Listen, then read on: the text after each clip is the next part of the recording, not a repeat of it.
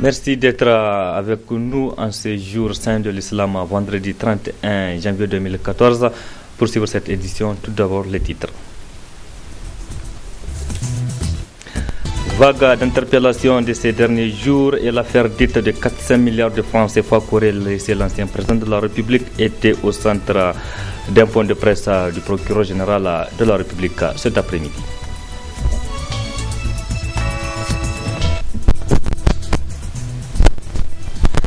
L'ancien maire central de la ville de Niamey a été interpellé hier à la police judiciaire. Son parti, le Modène FA Lumana, donc éclaire l'opinion nationale.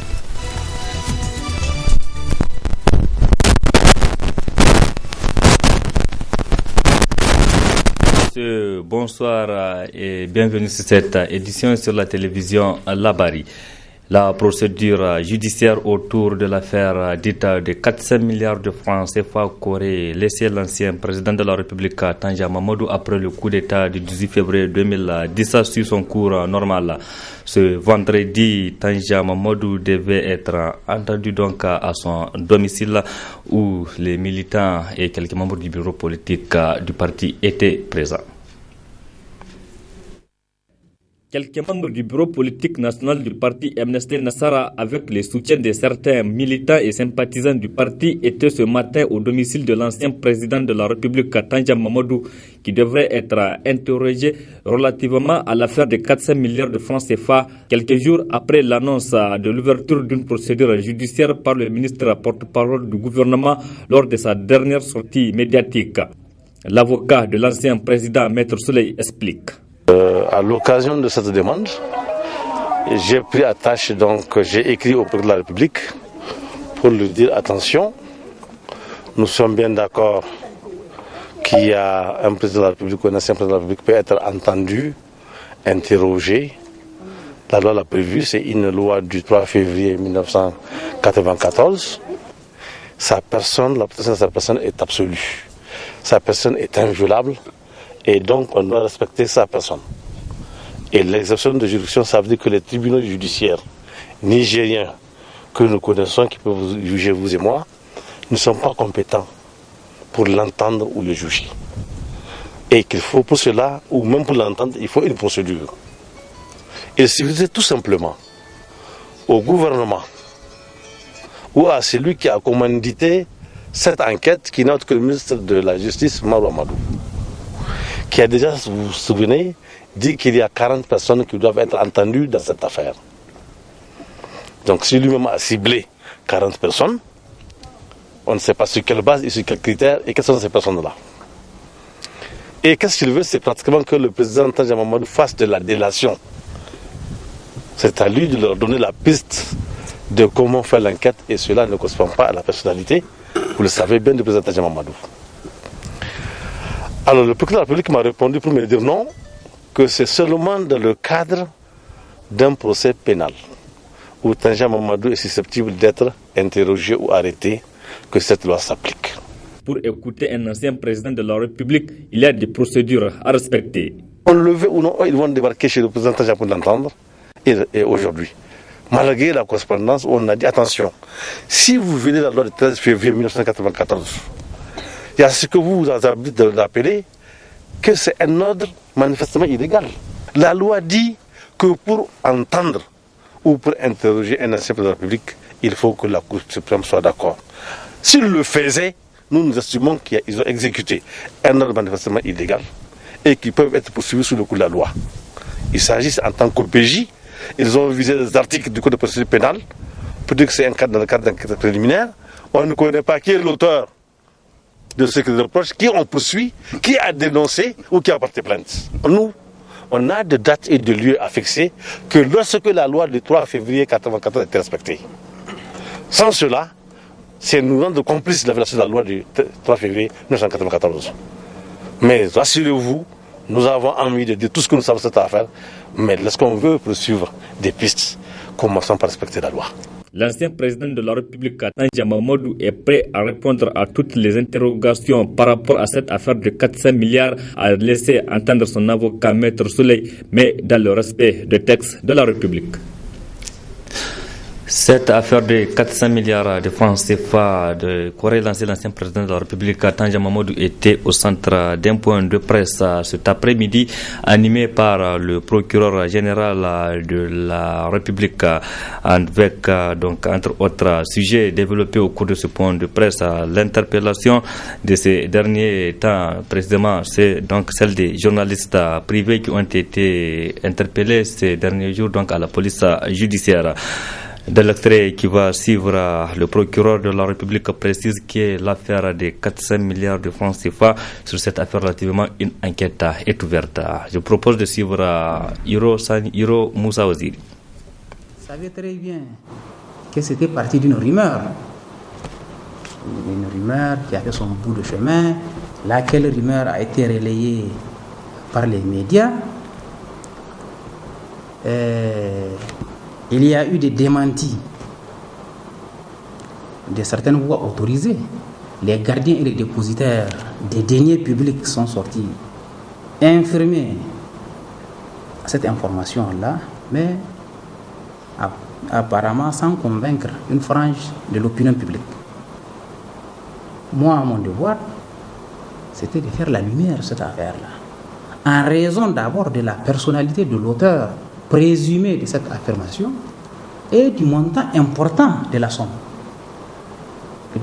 Obligatoirement, on doit rechercher à vérifier ces faits-là. Donc, c'est pour cela que j'ai ordonné une enquête préliminaire, sans tambour ni trompette. L'enquête préliminaire, elle vise quoi?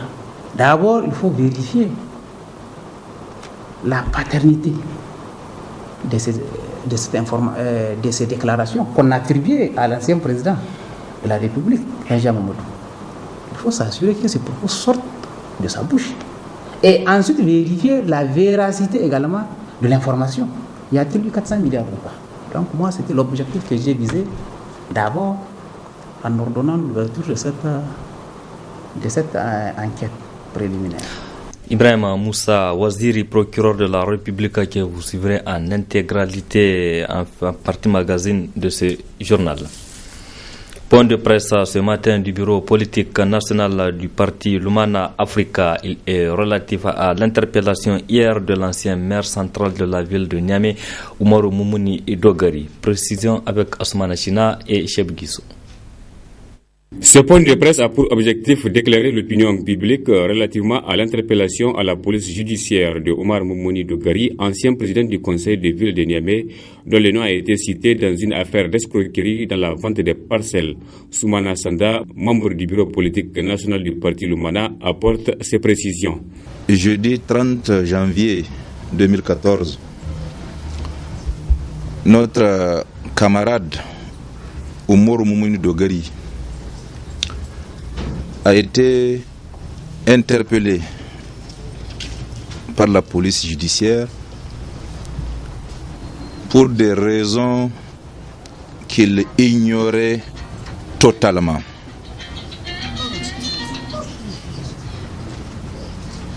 Je précise sans ambiguïté et avec force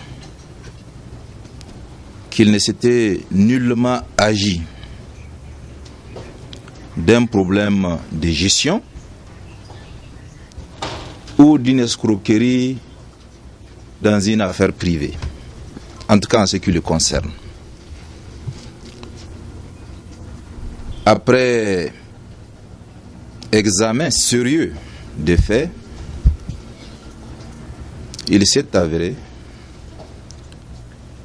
que Omar Moumouni Dogari, initialement convoqué comme mise en cause dans une affaire, en était réparti aux environs de 16h30, comme plaignant, avec bien entendu les excuses de la police judiciaire, qui, comme un citoyen répondant au nom de Moussa, se sont laissés abuser par des individus mal intentionnés et qui avaient pour projet d'escroquer un citoyen. Du moins, c'est le Moussa qui était la victime de cette escroquerie. Donc nous avons tenu à faire appel à la presse pour dire que notre camarade Omar Moumouni Dogari est libre, qu'il n'a absolument rien à se reprocher et les faits pour lesquels il était convoqué hier ne le concernent en rien du tout. La question d'interpellation des journalistes qui est d'actualité dans notre pays a été également évoquée au cours de ce point de presse. Nous constatons avec vous et à notre grand regret, le coup dur asséné à la liberté de la presse après la malheureuse tentative de violer le droit de manifester des partis membres de l'opposition. Les hommes politiques de l'opposition, les journalistes et les acteurs de la société civile, on le voit bien, sont ensemble dans le viseur du pouvoir en place.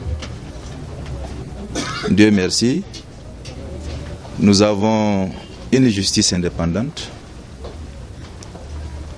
qui, à travers la situation que nous vivons, est en train de l'illustrer à chaque fois qu'il en était besoin. Donc je voudrais aussi profiter de ce point de presse pour rendre un hommage appuyé à la justice nigérienne. Simple interpellation de Omar Moumouni Dogari ou complot politique, c'est la question que d'aucuns se posent par rapport à cette affaire. L'ancien maire central de la ville de Niamey a été révoqué en septembre dernier à l'issue du Conseil des ministres pour mauvaise gestion. Les activités entrant dans le cadre de la célébration du 10e anniversaire du Conseil national de dialogue politique CNDP ont pris fin cet après-midi à la primature. Des témoignages de satisfaction ont été décernés à une soixantaine de personnes pour leur service à la nation, des personnes qui ont joué un rôle important dans la mise en place de ce conseil. Précision avec Michel Djedji et Aboubakar Souley. Le premier groupe des personnalités à l'honneur est composé des anciens premiers ministres qui ont eu à présider aux destinées du CNDP pendant ces 10 ans d'existence. Il s'agit de Hamamadou Seynioma Ali Bayo Gamatie Mohamedou Danda et le président en exercice qui est le premier à bénéficier de la reconnaissance de tous les représentants des partis politiques, tous bords confondus, pour ses efforts inlassables déployés au profit du rayonnement de cette instance. Mon souhait le plus ardent, c'est que cet instrument, cet outil, que nous puissions continuer à le préserver, à le garder pour notre pays, pour l'intérêt de notre pays, mais aussi qu'on puisse continuer à améliorer son fonctionnement. En tout cas, je m'engage pour ma part à faire tout ce qui est possible pour nous investir mieux dans le fonctionnement de cet instrument, combien important. Et j'invite chacun des membres, qu'il soit récipiendaire du diplôme d'aujourd'hui ou pas, qu'on s'investisse tous comme un seul homme pour que cet outil, qui est une référence dans notre région, qu'il puisse effectivement continuer à être efficace et sauvegarder la paix dans notre pays par le dialogue. Le deuxième groupe de récipiendaires a concerné les 5 grands témoins dont les sages conseils ont permis la naissance de cette instance. Il s'agit notamment de son Altesse, le défunt ancien sultan de l'Aïr, le défunt ancien président de l'Association islamique du Niger et l'archevêque de Niamey, tous représentés. Le troisième groupe de récipiendaires est composé de 18 personnes qui ont eu à mener les réflexions dans le groupe ad hoc de l'époque. Le troisième groupe de récipiendaires est composé de 18 personnes qui ont eu à mener les réflexions dans le groupe ad hoc de l'époque. Le quatrième et dernier groupe a quant à lui concerné les 35 leaders et représentants des partis politiques signataires de la déclaration de la naissance du CNDP le 30 janvier 2004. Les récipiendaires saluent vivement cette initiative. Le CNDP est un cadre, et on ne le dira jamais assez, est un cadre initié en son temps par son Excellence Hamamadou avec d'autres bien sûr. Il fut le premier président. Un cadre qui permet à des leaders politiques de se retrouver autour des questions d'intérêt national. Aujourd'hui, on vient de lui donner un témoignage de satisfaction. Ce n'est que service rendu. Hamamadou, il n'est pas là, il n'est pas venu prendre ça lui-même, il est absent du territoire national. Mais en son nom, j'ai remercié tous ceux qui ont voulu lui rendre ce service. Le sentiment qui m'anime est que le symbole que je représente est très important. Parce que le CNDP en tant que tel renferme les valeurs que défend le chef de l'opposition. Le consensus, le rassemblement, la paix et la sincérité dans les débats. Et donc ce sont ces valeurs qui ont fait qu'il m'a demandé de représenter.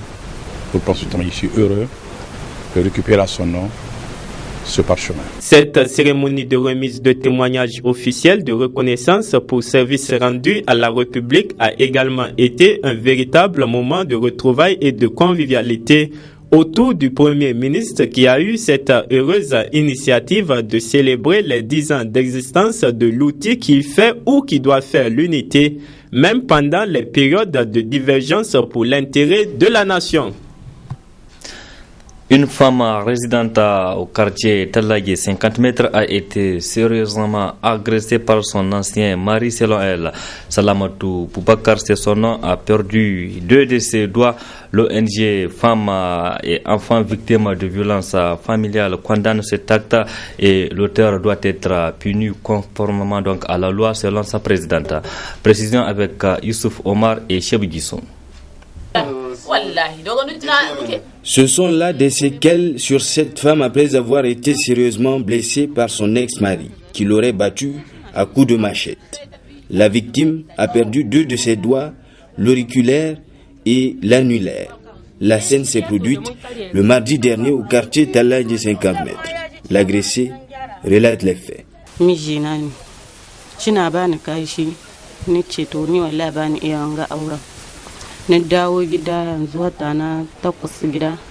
J'ai souffert pendant 9 ans entre les mains de mon mari. Il a toujours aimé me tabasser, me violenter, me blesser. Voilà déjà 8 mois qu'on n'est plus ensemble.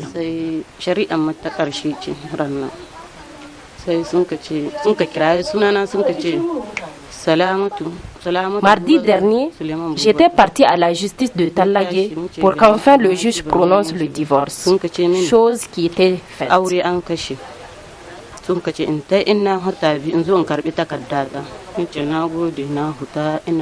Puisqu'il a refusé de venir au jugement, à ma sortie de la justice, surprise, il était derrière moi.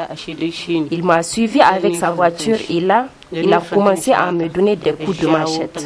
J'ai cherché secours, hélas. Il a réussi à m'amputer 2 doigts.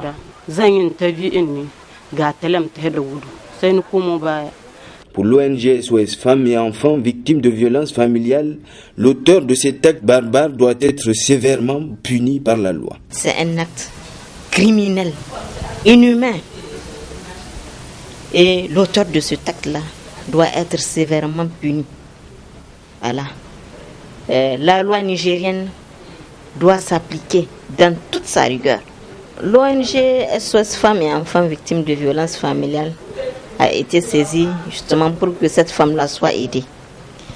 Et en matière d'aide, nous pouvons lui apporter une assistance psychologique, une assistance médicale, et plus tard, on verra comment assurer sa réinsertion sociale. L'agresseur de cette femme serait actuellement dans les locaux de la police judiciaire. Débuté le 29 janvier dernier, les activités de la première édition de la caravane 3G d'Orange Niger étaient hier au centre culturel Umaru Ganda CCOG de Niamey. Une caravane de découverte organisée par la compagnie de téléphonie mobile Orange Niger pour présenter ses produits d'innovation à la population. Reportage à Michel Didi. Le produit tel que présenté aux clients est d'une qualité exceptionnelle et il s'agit pour la direction générale d'Orange, à travers cette caravane, de faire vivre pleinement l'expérience de cette 3G à sa clientèle en se faisant plus proche d'elle pour lui expliquer ses bienfaits. C'est une innovation pour deux raisons au moins. La première, c'est parce que Orange est le seul opérateur au Niger à disposer d'un accès très haut débit mobile, donc la 3G+.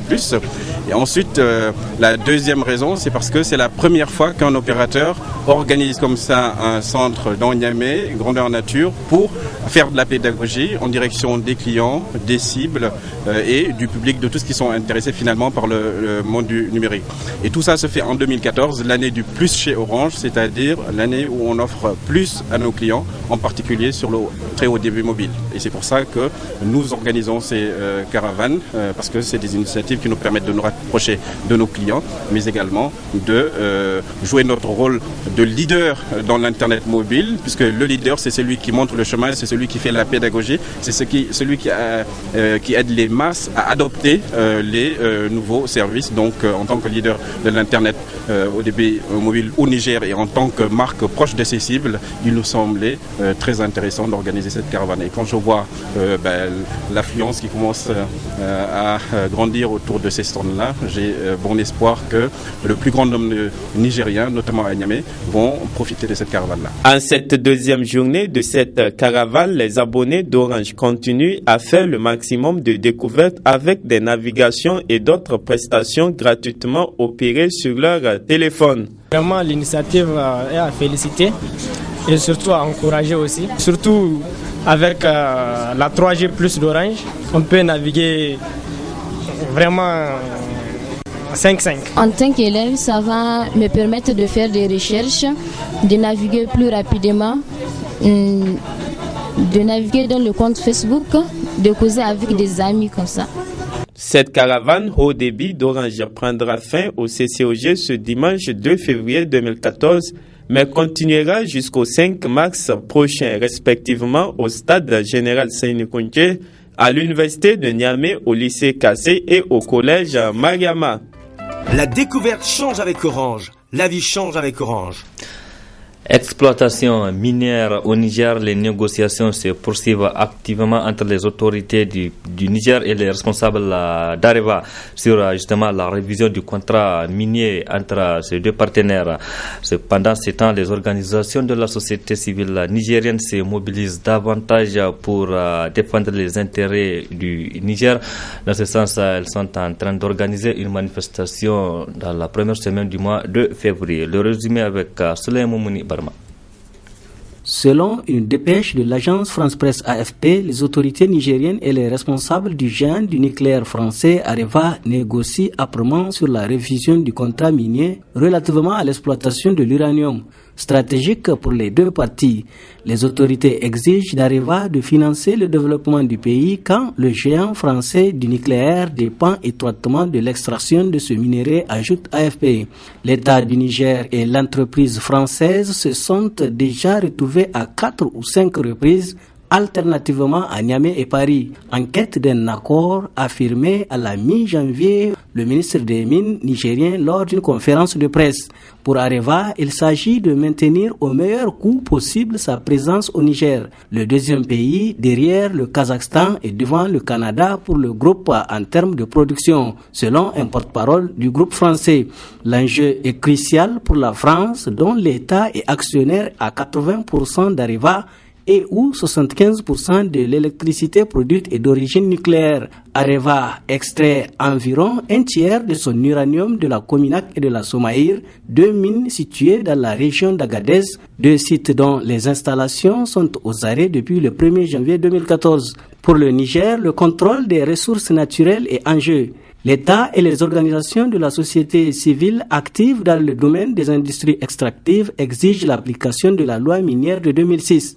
Le taux de redevance sur la valeur du minerai extrait passerait ainsi de 5,5% actuellement à 12%, venant renflouer les finances du pays dont l'uranium représente plus de 70% des exportations. Selon Oxfam France, une ONG militant pour une redistribution plus équitable des bénéfices miniers. Selon le ministre Tchana, ce minerai n'a rapporté que 70 milliards de francs CFA à l'État nigérien en 2013, soit moins de 5% du budget national. Le Niger, 4e producteur d'uranium mondial, pointe année après année en dernière position en termes d'indice de développement humain IDH.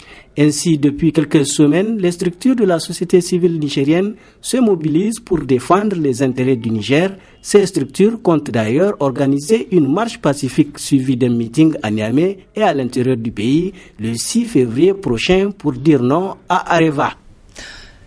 Comme annoncé, la partie magazine de cette édition est consacrée au point de presse animé cet après-midi par le procureur de la République. Un point de presse qui a porté sur 2 points essentiels: l'interpellation des journalistes de ces derniers jours et l'affaire dite de 400 milliards qu'aurait laissé l'ancien président de la République, Tanja Mamadou, après le coup d'État du 18 février 2010. Très bonne réception. Je tenais à apporter quelques éclaircissements par rapport à 3 affaires. Les 2 premières affaires sont relatives à la liberté de presse. Et la dernière affaire a trait aux 400 milliards, l'affaire des 400 milliards comme on l'appelle.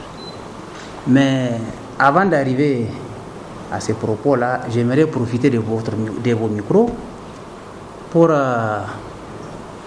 adresser mes félicitations aux agents chargés de la détection, de la répression des infractions et de l'application de la loi.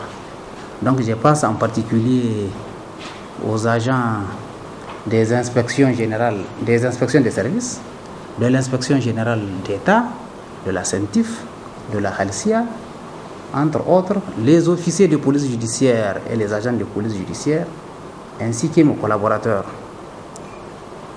Ils font un travail formidable, c'est-à-dire les enquêtes, mais qu'on ne peut pas apprécier tout de suite à sa juste valeur. Nous faisons des enquêtes, or vous savez, les enquêtes sont encadrées par la loi. D'abord, nous ne pouvons pas faire du tapage et du spectacle sur les enquêtes que nous menons. La loi l'a formellement interdit. Et ensuite, pour le succès même des investigations que nous faisons, pour assurer la sécurité de nos agents, pour assurer la sécurité des témoins et des victimes, et pour protéger la présomption d'innocence que la Constitution a garantie à toutes les personnes présumées innocentes, nous ne pouvons pas étaler sur la place publique les résultats de nos investigations. Ceci n'est pas possible. Donc c'est pour ça, souvent, on ne voit pas tout de suite ce que nous faisons. Mais vous pouvez vous approcher des services compétents au niveau du ministère de la Justice. Les statistiques sont à votre disposition, les statistiques sont publiques. Donc vous pouvez voir par infraction, par catégorie d'infraction et par sexe, par genre, ce que nous faisons. C'est public, les statistiques sont publiques. Donc je tiens vraiment à remercier ces collaborateurs-là et à leur dire que leur travail sera reconnu à sa juste valeur le moment venu.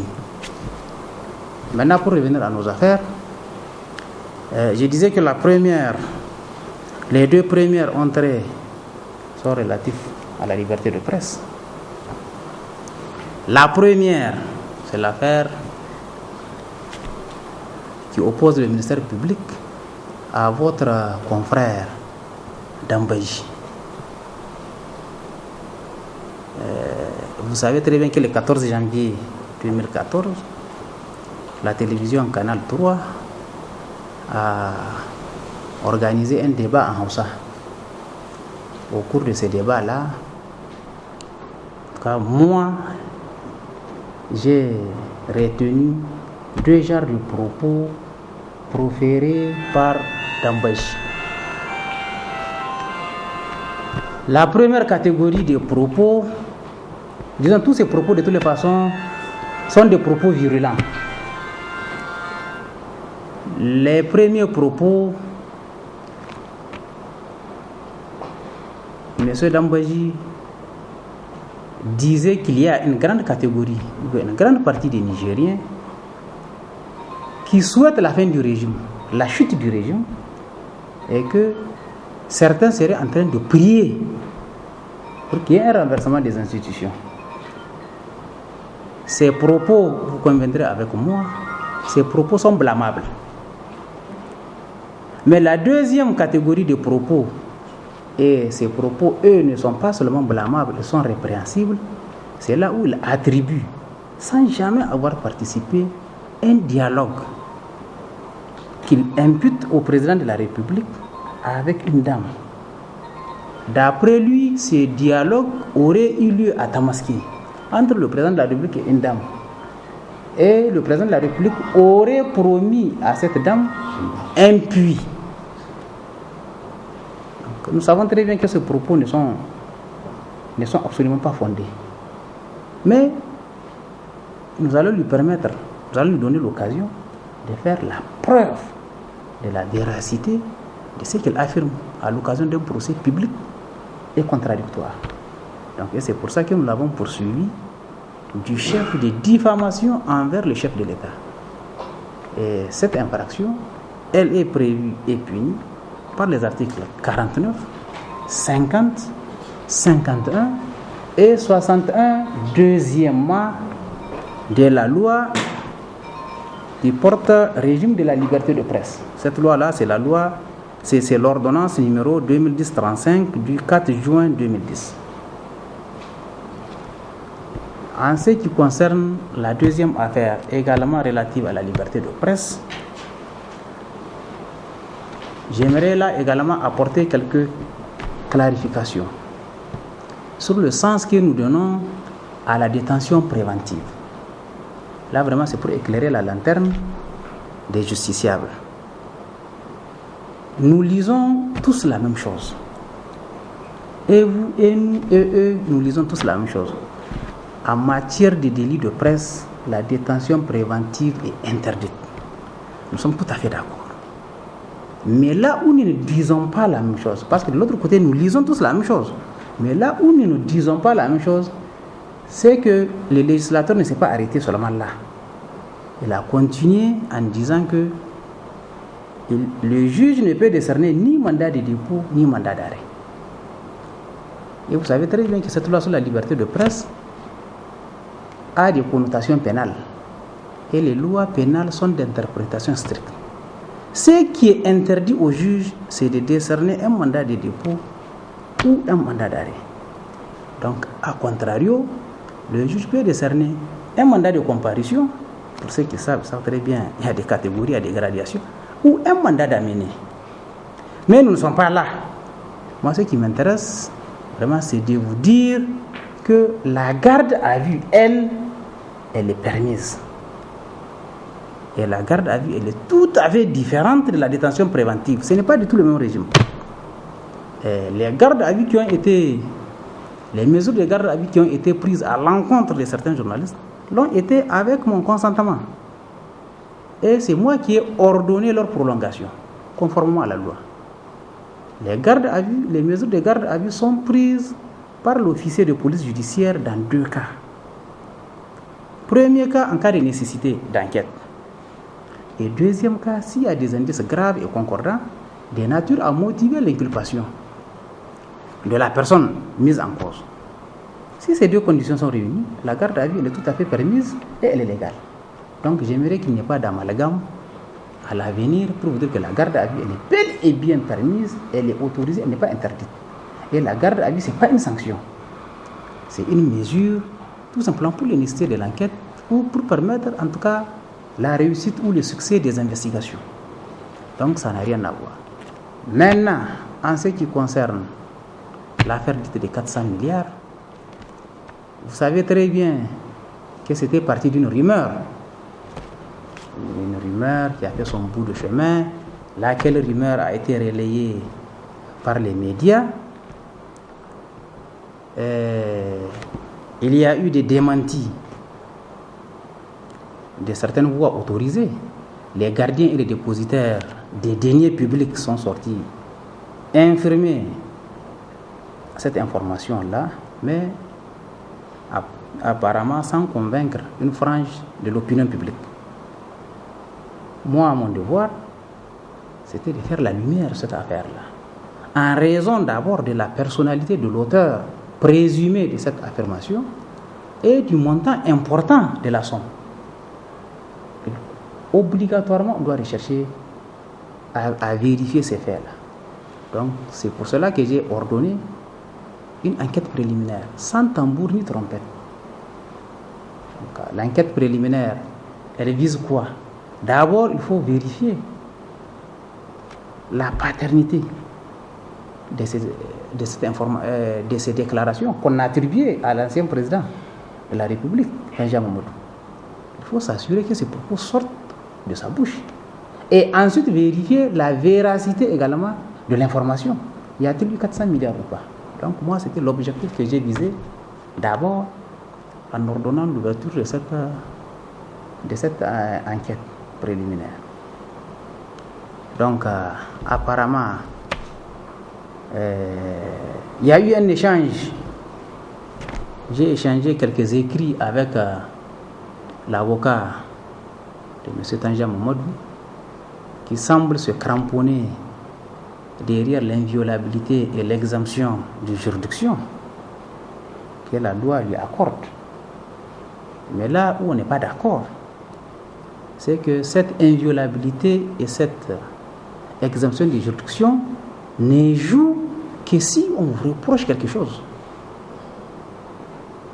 Parce que la loi, elle est claire. Elle dit que les anciens présidents de la République ne peuvent être entendus mis en état d'arrestation, gardés à vue, sauf cas de flagrant délit. Donc ça veut dire que c'est quand on leur reproche quelque chose que cette immunité ou cette exemption ou cette inviolabilité vient jouer, s'opposer à ce que ces gens-là soient interrogés en réalité. Donc moi je n'avais pas cette compréhension. Pour moi, rien n'est encore reproché à Tanja Momodu. Nous cherchons d'abord, comme je l'ai dit dans mes premiers propos, à lui faire préciser d'abord s'il est l'auteur de ces déclarations. Et ensuite, les 400 milliards là, ont-ils existé, oui ou non? Voilà l'objectif visé par cette enquête préliminaire. On ne cherche pas des suspects d'abord. Rien n'est reproché à quiconque. On cherche à vérifier des informations, des rumeurs d'abord qui ont été véhiculées. Ces rumeurs-là sont-elles des nouvelles? Si elles sont des nouvelles, est-ce que c'est des informations? Ou bien est-ce que c'est des faits? C'est ça l'objectif de cette enquête préliminaire.